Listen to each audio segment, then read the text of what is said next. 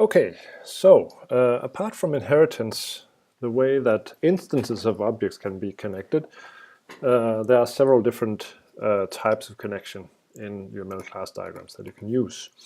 The most basic one is called association, and it, I would say, just means that an object knows about another object, like it has a reference to that object.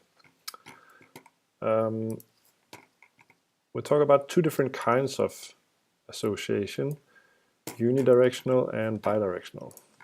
So first I will draw the arrow notation, which is unidirectional. Again, we make two classes, have this relationship to each other, and we connect them using this. It's like an arrow. So it's a pointed arrow. It's not like a hollow arrow or a solid arrow, which means something else. A hollow arrow means inheritance. I'm going to put a name on them as well, A and B. So as I said, what this means is that the class A knows about one or more objects of the class B. And in Java, this is simply usually implemented so that it has like a member variable, which is of the other type. So public class A, and then we say maybe private B. So this is a member that A has that points to an object of the class B. There we go. Now in this unidirectional association, B does not know anything about A necessarily, or it does not. That's where the bidirectional association, of course, comes in. So unidirectional, yes. Okay.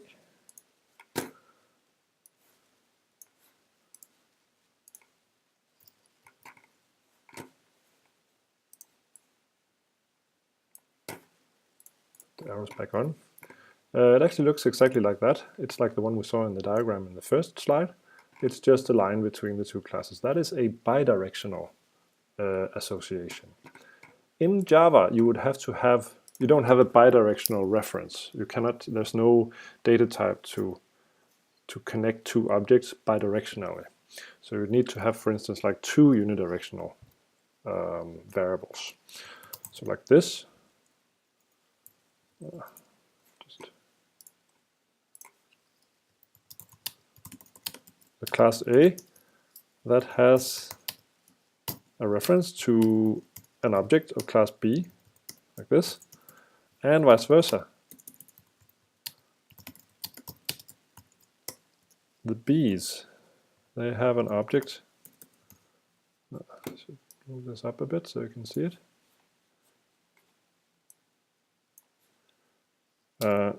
That has, in the same way, a reference to the A. And it's of course up to the code to actually maintain so that these are actually pointing to each other. Otherwise, it would be wrong. This is how you would implement such a relationship in Java.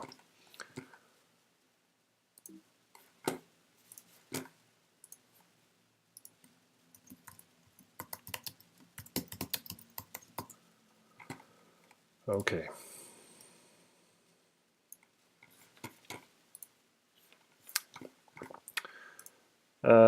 The other kinds of connection we can have is something called aggregation and composition.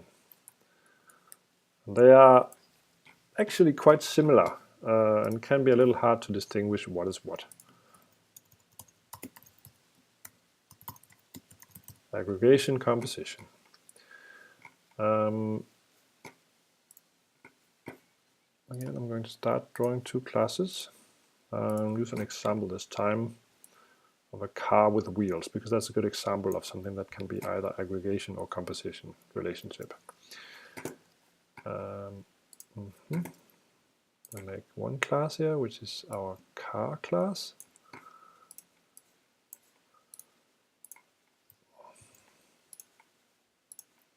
And then this is a very classic example in object-oriented programming teaching, and it's a bit worn out, I would say, but the good thing about it is that it's very clear.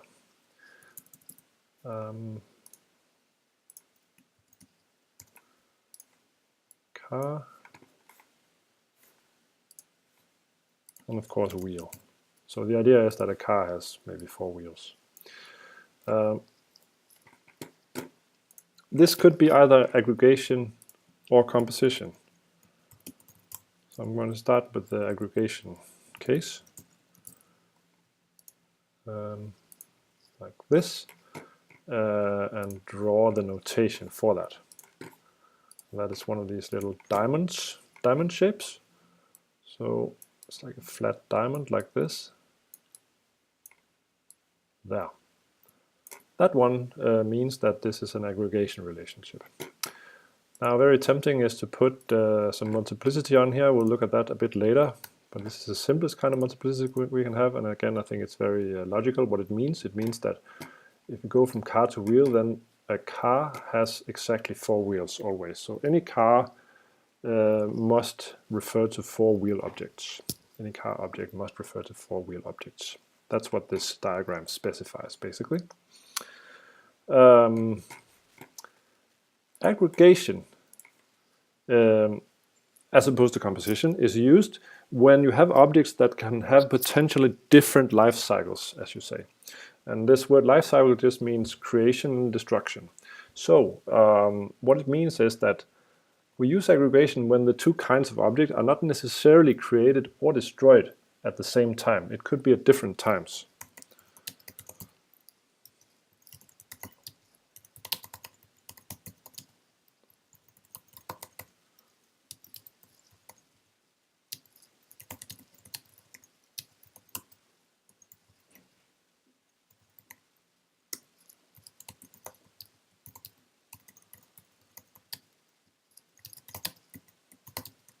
There.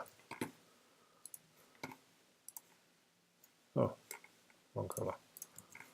Let's use that one instead, the blue one. So to illustrate this in Java, we could have something like public class car, and that one has, of course, a member variable that points to the wheels. That's the aggregation. Wheels 4, so that's an array of 4 wheel objects, reference to that. And then maybe in some general code where we create a car, we can first create a car, and then after that we can assign some wheels to it.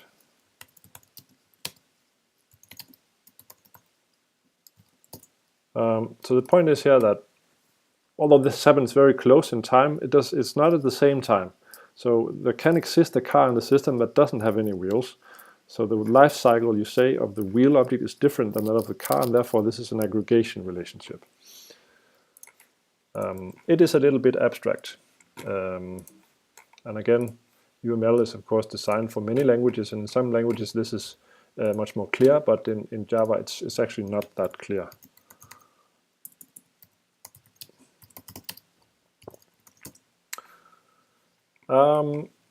Yes. So let's do the composition case. What if this was a composition? It looks quite similar. The notation is just a filled out diamond instead of like this. This means composition. Now it's a composition and not an aggregation. We also have another term for composition, which is has a. So a car has a wheel, we could say. Now it's actually 4 wheels, but never mind that. So a car has a wheel. So if we say that the car has a wheel, it's composition. We say that the car is composed of wheels. And what that means in programming terms is that their life cycles are the same. So they are created and destroyed at the same time. So you cannot have a car without wheels. They always go together. They are created at the same time, destroyed at the same time. You always have wheels on a car. So if that is the case in your system, then you should use composition.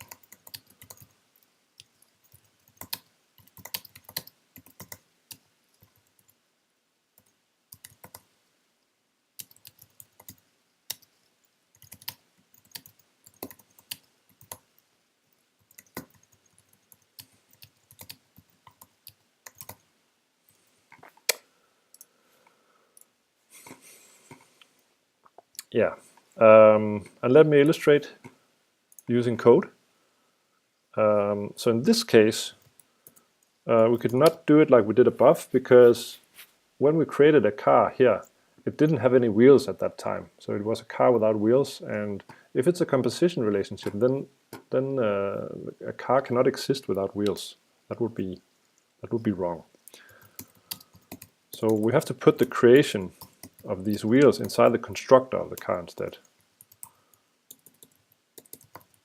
Public. It has the same member variable.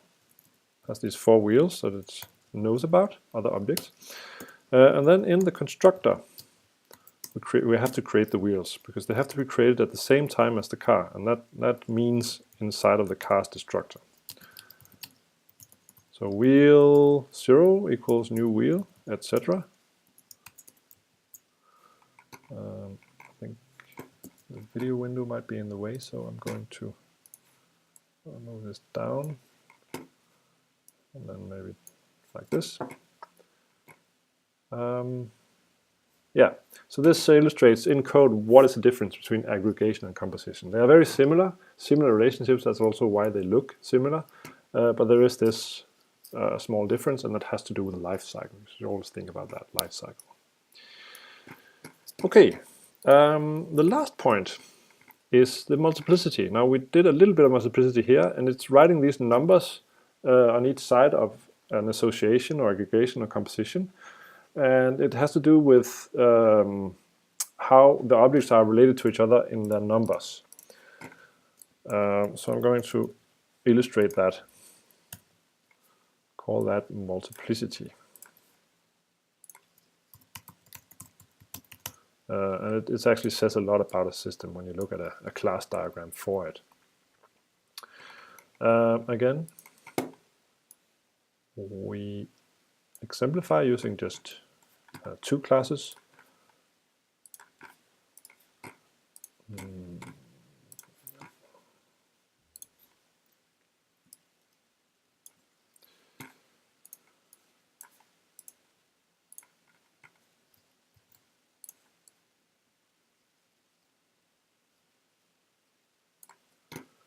Yes, and of course names. I will go back to good old A and B. And now let's just assume we have a normal association relationship. That looks like that. Now I'm going to put, actually I'm going to use a unidirectional relationship in this case, because it makes it simpler.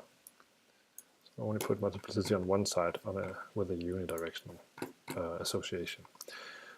So then up here we can write this multiplicity, and now I write this 0 dot dot 1. What this means is that A, of course, always knows about an object of the type B, maybe, because it says 0 to 1. That means that A knows about either 0 or 1 B's.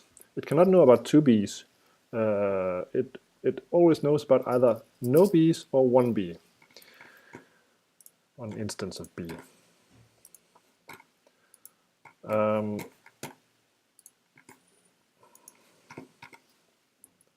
So this is the multiplicity specifier for this unidirectional association, and it says between 0 and 1. A has or knows, it's more knows because it's an association in this case, 0 or 1 B.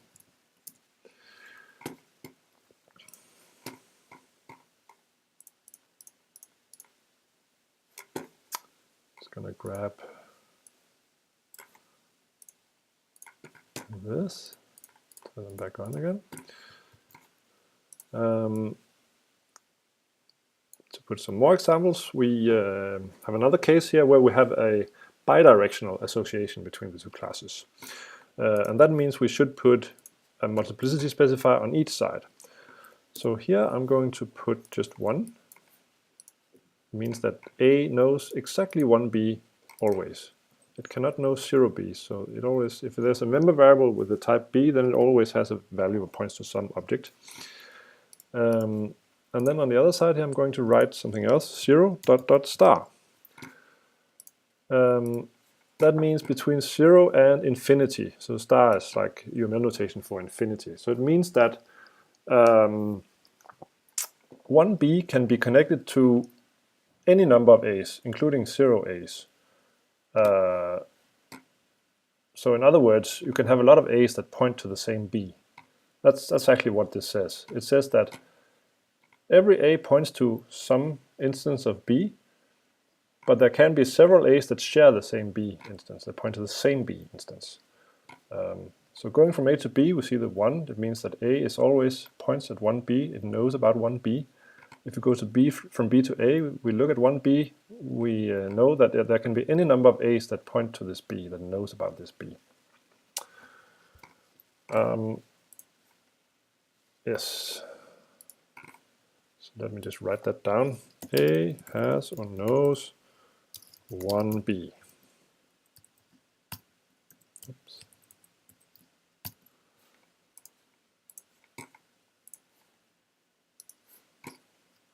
And over here, b has, knows 0, 1, or more a's.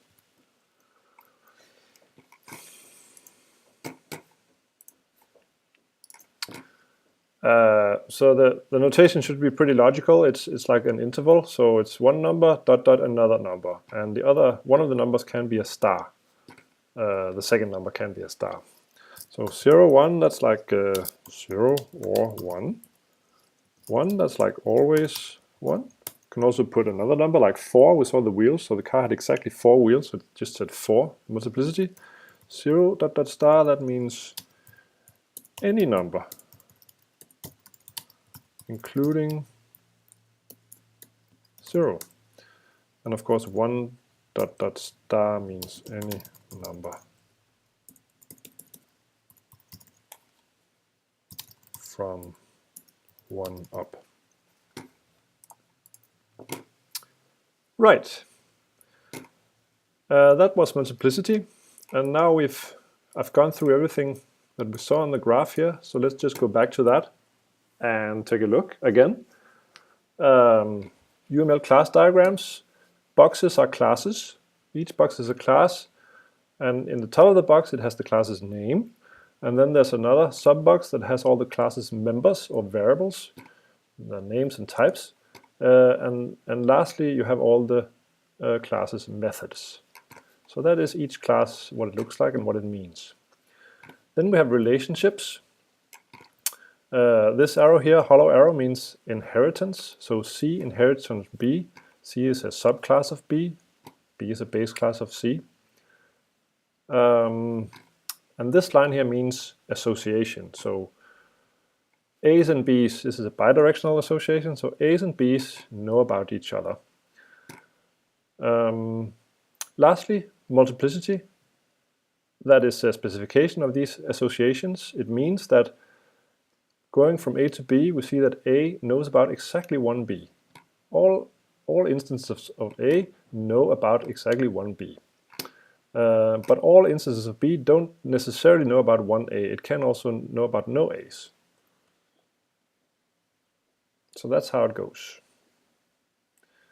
And that's everything for UML. This should be enough for this topic. Thanks for listening.